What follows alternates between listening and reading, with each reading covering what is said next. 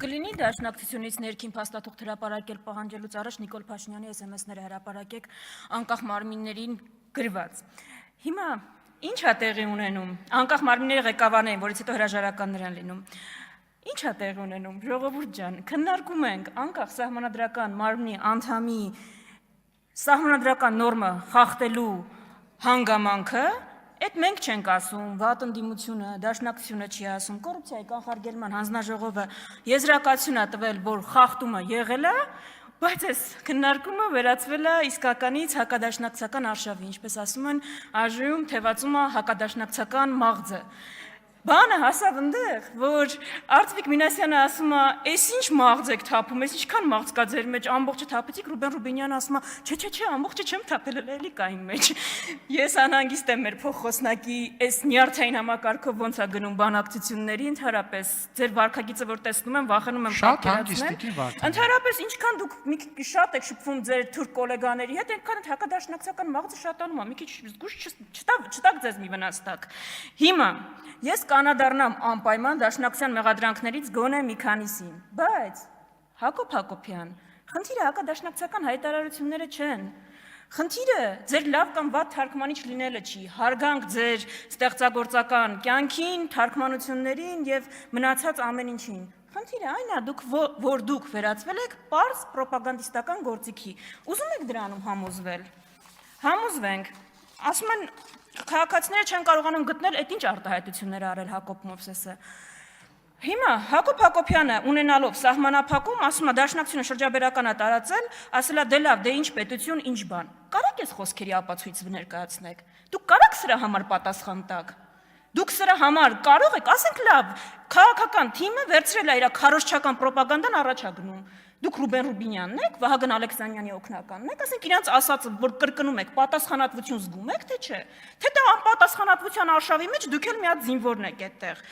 Այն մնացած մեղադրանքները մեր պատմական դժվարությունների մեջ դաշնակցության մեղքը շատ մեծ է, դաշնակցությունը իր գաղափարախոսությունը պիտի փոխի, վտանգավոր է իրավիճակի համար մահ կամ ազատությունը։ Լավ, դաշնակցությունն է, ասենք, այս ամեն ինչը վերածվեց, որ դաշնակցության դեմ է եղել, դրա համար էլ հայց են ներկայացրել, անգամ հասավ այնտեղ, որ շահերի բախում կա։ Այսինքն եթե քաղաքացին, օրինակ, կամ որևէ սուբյեկտ իր իրավունքները պաշտպանում է տրված գործիքակազմով, դա շահերի բախում է։ Հիմա դաշնակցությունը հասկացանք, եկեղեցուն ինչի եք կպել տենց։ Վեհափարի հրաժարականի պահանջը ձեր մոտ երբ հասունացավ մշակութային գործունեության շրջանակներում, երբ որ Նիկոլ Փաշինյանը դրա մասին խոսեց, ինչը, այսինքն պարտադիր Նիկոլ Փաշինյանը պիտի խոսի, դուք դա պիտի հիմնավորեք, հետո ասեք քաղաքական չեզոքություն են պահպանում,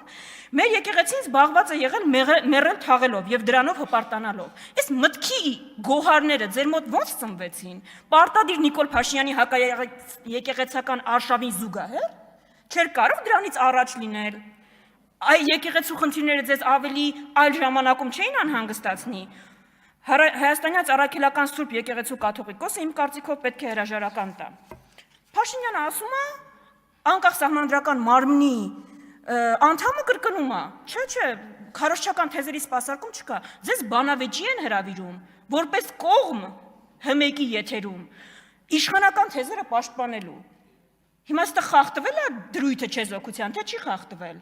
Ու որ մեր քաղաքացիների համար պարզ լինի, մենք ստեղ ինչ ենք վիճարկում։ Սիրելի քաղաքացիներ, ես վստահ եմ, որ դուք մի դետալ բաց եք թողել։ Դուք բաց եք թողել, որ այս ամենի համար Հակոբ Մովսեսը 4 տարի, ես հաշվեցի, շուրջ 30 միլիոն դրամ եք ստացել պետությունից։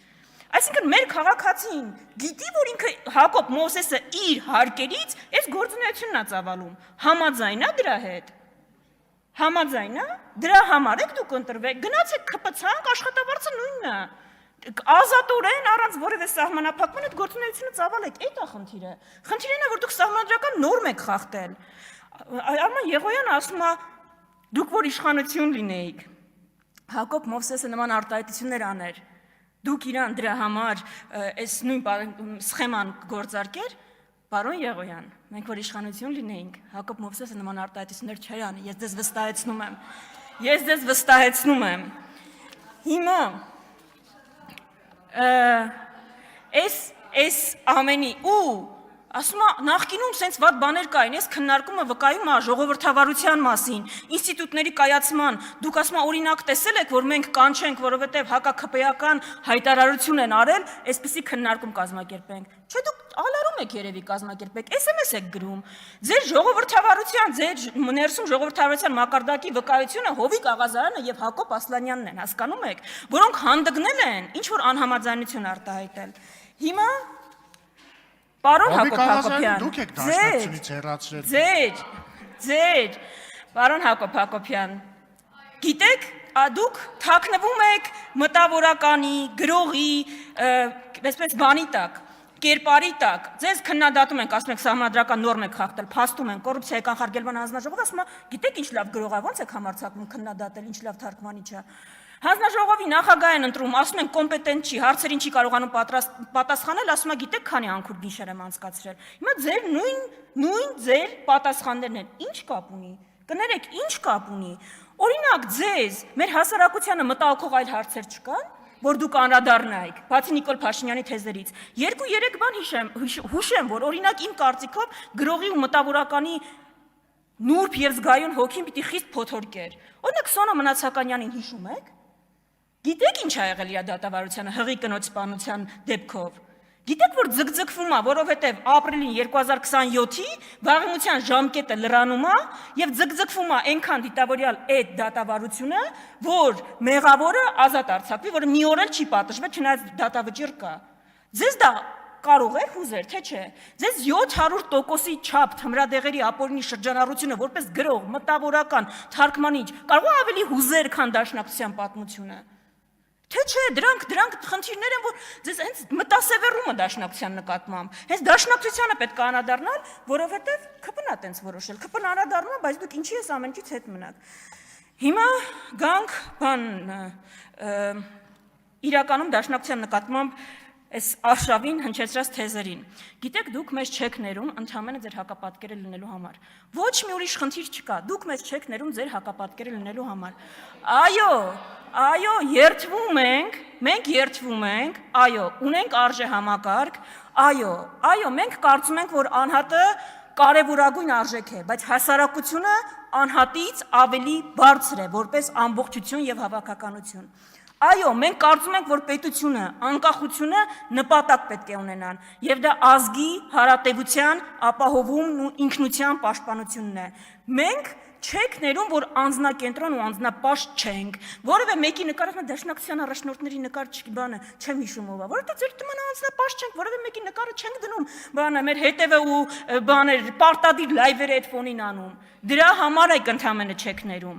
Ասում է ինքնահայեցողություն դուք չունեք։ Ռուբեն Ռուբինյանը ամեն անգամ նենց ասենց բանը երեսով տալիս երիտուրքերի այդ համագործակցությունը, ոնց որ նախ դա ձեր համար խնդիր է, իրականում ինչ գաղափարական դուք հարց ունեք տեղ, բայց համար երեսպաշտությունն է խնդիր։ Այո, ժողովուրդ, այո եղել է այդ համագործակցությունը։ Ու հիմա ինչ ասում ենք, այդ ինքնահայեցողության հետևանքով ենք ասում, որ դա այն ճանապարհը, որով դուք հիմա գնում եք, տեղ չի տանելու կամ շատ վատ տեղ է տանելու։ Այո, այդ մեր պատմությունից ենք ասում։ Այո, անցել ենք դրա միջով, փորձել ենք, վատ տեղ ենք գնացել։ Հիմա կարա՞ք այդքանը ընդունեք, թե որովհետև դաշնակցությունն արել դա պիտի մերժեք, թե որովհետև դաշնակցության նկատմամբ ատելությունը այնքան մեծ է, որ վերածվել է ամեն արժեքի նկատմամբ ատելության։ Դուք պետությունը չեք, երբ մենք ձեզ քննադատում ենք, մենք պետությանը չենք քննադատում։ Մարիա Կարապետյան, ասում է Արմեն Ռուստամյանը, չասեց խաղաղ անհնազանդություն բառը, քանի անգամ խաղաղ բառ պիտի օգտագործենք, որ մարդկանց չտանեք դատեք։ Քանի 10, 20, ինչքան պիտի օգտագործենք։ Ասում է զորաշարժ բառն է օգտագործել, դա նշանակում է, որ ուզում են մոտ գործեր անել։ Այդ տենց էլ կարվում են ձեր քրեական գործերը։ Դրա համար մեր գործընկերները հիմա մեր կողքը նստելու փոխարեն տարբեր աստիճանի կալանքների տակ են։ Այդ զորաշարժից համահայկական ինչի՞ եք տենց վախենում։ Դա ուժերի մոբիլիզացիան է։ Համահայկական զորաշարժի մեջ ամեն հայ իրան պիտի տեսնի, դուք այդ զորաշարժից դուրս եք։ 2020 թվականին համահայկական զորաշարժ ա եղել։ Ինչն է ձեզ այդտենց վախեցնում։ Դուք պաթոսի մասին շատ խոսեցիք, ավարտեմ այդ պաթոսին անդրադառնալով, ավելի պաթետիկ ու չնայած պաթոսի մեջ դա զգայականությունն է, որ նորմալ է, որ կարևոր հարցերին զգացմունքով կարող ես մոտենալ, բայց ավելի պաթետիկ ու իրացիոնալ բան, քան իրական Հայաստանի կենացային բանն է, տեքստն է, ես չեմ տեսել։ դրան անդրադարձել եք, ավելի իրացիոնալ ու ոչ պաթետիկ, ու ավելի ռացիոնալ բան, քան պայքարն է, ավելի ռացիոնալ ճանապարհ, գոյություն ուղղակի չունի, որովհետև գիտեք, որ կռվում մենք տվեցինք ամենաշատ ու ամենամեծ թվով զոհերը, այն կռվում, որը չտվեցինք, որից փաստորեն չմասնակցեցինք, դա հայոց ցեղասպանությունն էր, պայքարը ամենակիչ զոհողությունների ճանապարհն է հասնելու ամենամեծ արդյունքների, էս է մեր ու ձեր տարբերությունը։